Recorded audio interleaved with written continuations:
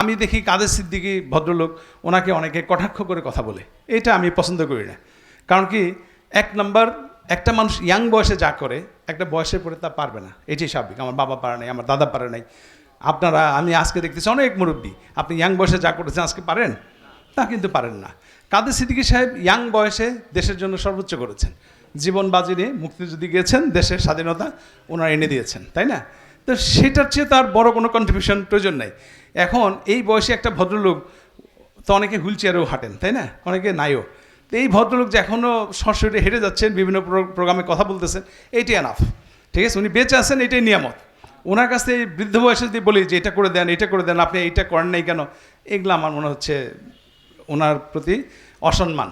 এইটা আমি সাপোর্ট করি না। যে যা করেছে ভালো, তার ভালোটা বলা উচিত, আর যে এটা ভালো করে নাই সেখানে চুপ থাকাই উচিত।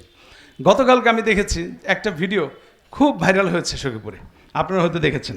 আমাদের খুব বড় দলের একজন ভাইস প্রেসিডেন্ট, আমাদের অ্যাডভোকেট আজম সাহেব, ঠিক আছে, উনি প্লাস টাঙ্গাইল মুক্তিযোদ্ধা কমান্ডের মনে হয় আহ্বায়ক খালেক মণ্ডল সাহেব, তাই না, একটি ভিডিও ভাইরাল হয়েছে।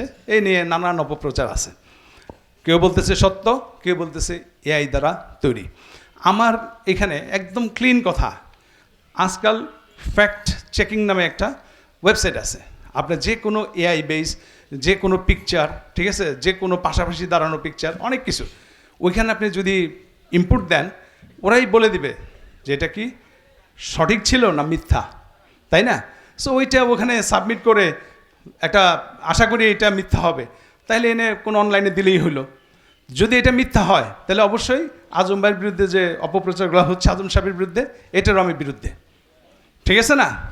যদি এটা মিথ্যা হয় তাহলে এই অপপ্রচার কি আজম সাহেবের বিপক্ষে চালানো উচিত? ডেফিনেটলি না। তাই সেক্ষেত্রে আমরা আজম সাহেবের সাপোর্ট করবো যে না, ওনার বিরুদ্ধে অপপ্রচার কেউ করবেন না। কিন্তু জিনিসটা যদি সত্য হয় তাহলে তো লজ্জার বিষয়, তাই না? কাজে এই বিষয়ে আমার কমেন্টস এইটুকুই। আর